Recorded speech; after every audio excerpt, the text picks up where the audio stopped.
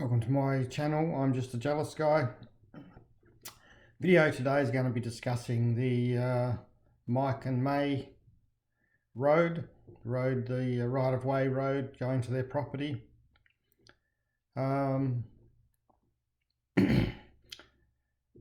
There's discussions, I suppose, going on as to whether it's legal or not. Brian Smith's made some comments in regards to how the road was authorised. So firstly, I'd just like to say I'm no legal expert. I've done some research looking into quite a few articles and references. So I'm just going to put up what I've come across. So first of all, just for this video, I've got some dialogue from Brian Smith's videos, what he says, and then we'll go into what my research and what I've come across. So just going to probably split this up into two videos. The first one pretty much going to be just Brian Smith's dialogue, and then I'll discuss it in another video. So let's get underway. The first dialogue I have here is from a live stream. It's called Good Morning on the 12th of March this year, 12/3/23, and just play that for you now. Arthur, just a question. When you put a road through on other people's property, does it all have to be surveyed and approved? The Barangay officials were involved in this road. Look, there's two ways that you can do it. Either purchase right of way, or kind of use the government's eminent domain authority, and just take it. Because that road is beneficial to all the landowners around, enhances the value of their property, etc., etc., all but one was willing just to, yeah, fine, go ahead and put it in. And one had to be persuaded. But having the Barangay involved made it much smoother.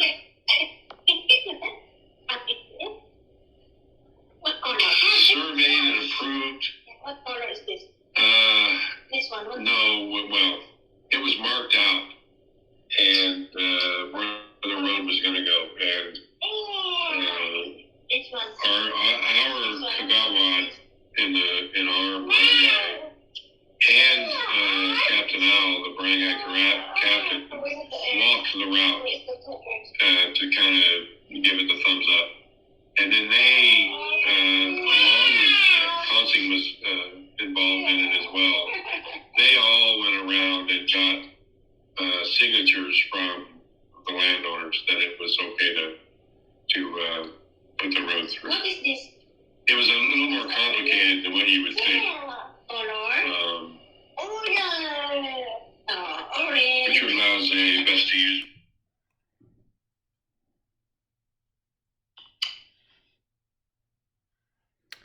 So they've gone around and got signatures from the locals to say that it's all right to put the road through. They've used the barangay and the local government officials to get it put through. So that's pretty much what he says in that. The next one is from live streams, also called Good Morning, but that's on the 19th of the 3rd, 23, so the week after, and Brian Smith said this.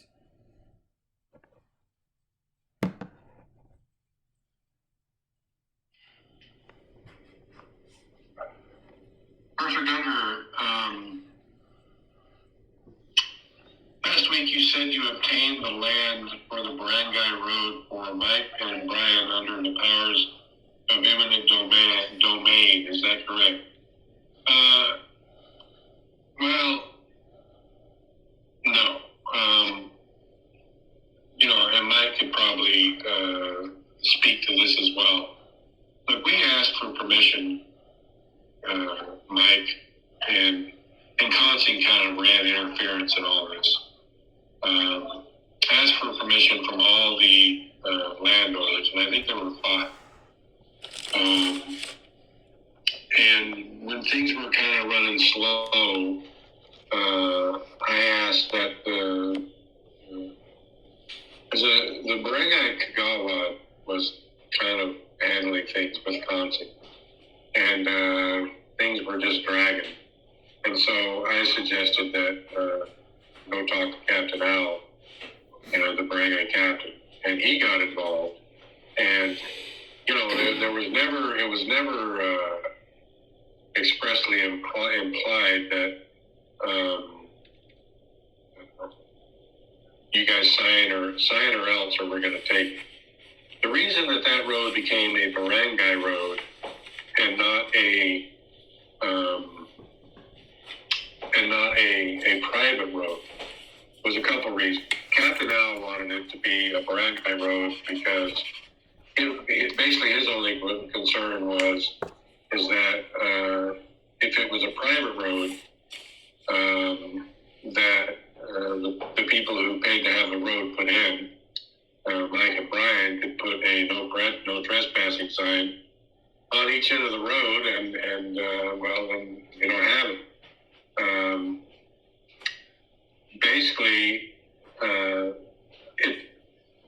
it was just better to make it a barangay road because it made getting the permissions easier, being well aware that it's for everyone to use. And there's no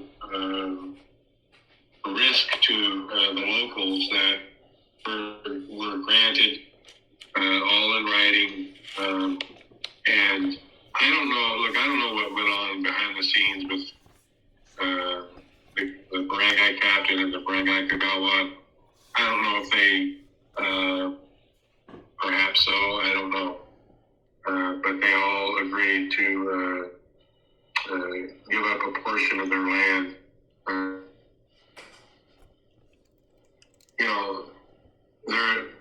There's no such thing as landlocked land in the Philippines.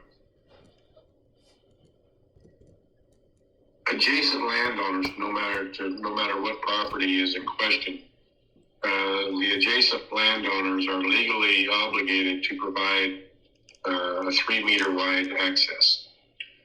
And I don't know of any actual legal cases of anyone saying, all right, you're gonna give me a deeded access because then it's your property, or you give them a few pesos and get a notarized signature that you have that's your access, or it's just you pay a little bit and then you've got access.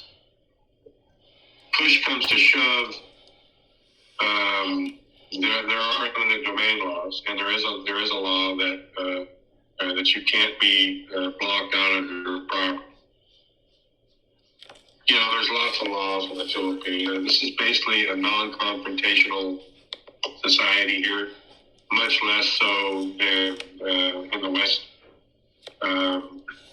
Usually a little bit of conversation, some persuasion, and you can get what you want. And if that were then a few pesos, 99 times out of 100, that combination will get you what you want. Rarely does it go to a legal thing. So no, the property wasn't taken by eminent domain, but it could have been. I mean, there's always that. It's like a nuclear option, but it wasn't necessary. Well, Wes, hi Brian. Regarding the new road, are the plans to even out the road still looking bumpy and uneven? Is it for the landowners to allow it to happen? Look, we only went through one rice field. The road only went through one rice field, and that was, I don't know, 75 feet maybe. So it was a 3 meter wide by 25 meter. So it wasn't being used for anything. It's just the side of the hill. All the rest of it was cut through hill.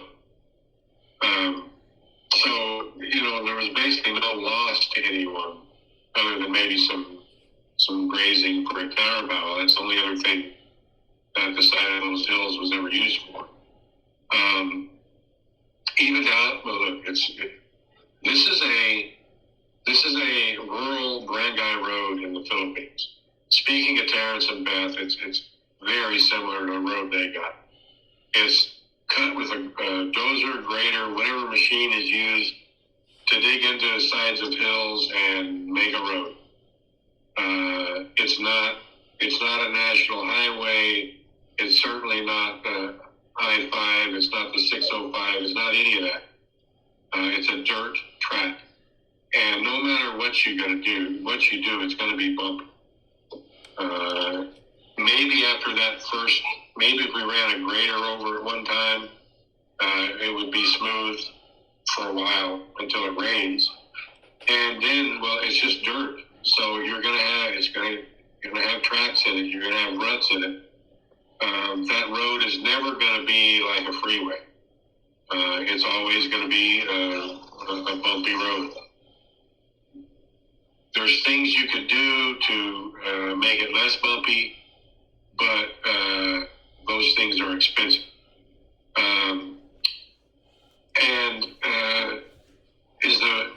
Is the barangay contributing?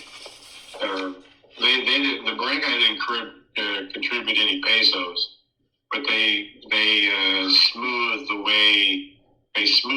the path so that it could be done. And I would anticipate that at some time in the future we would have access to the municipal grader because it's a barangay road, and they would probably put it on the list to be graded once a year. Usually the dirt barangay roads, the municipality will run their grader on it once. And I would anticipate that's probably what they would do. Lee McKinney, 1 minute, not a problem. So, that's a couple of the comments Brian's made on the road. So, first of all, he said that really was eminent domain, but when actually the question was put to him, he sort of backed away and said no, it wasn't, but it could have been. Well, doesn't know any legal cases. Well, I probably wouldn't expect him to know if there was any legal cases anyway, really, unless you're a lawyer and you know about things like precedents and case law and common laws. You wouldn't, but it's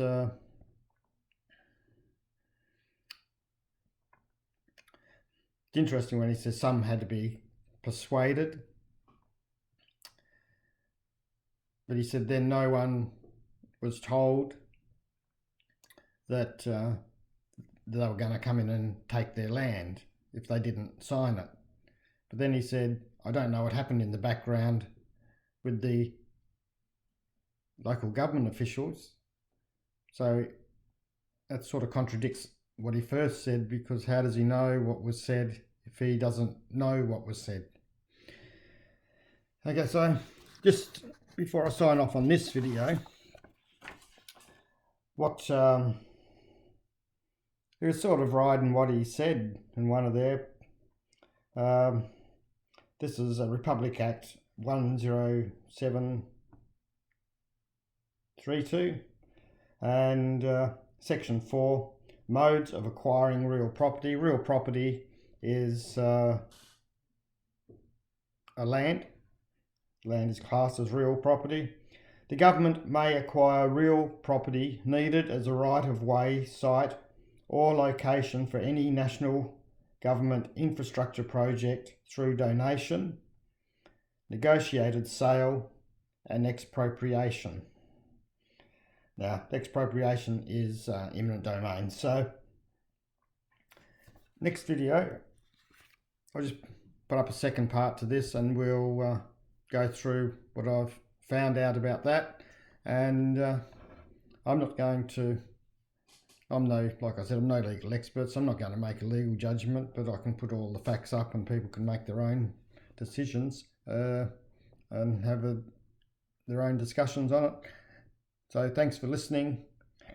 Remember to subscribe, hit the notification button, thumbs up, thumbs down, and share it if you so desire. Thank you.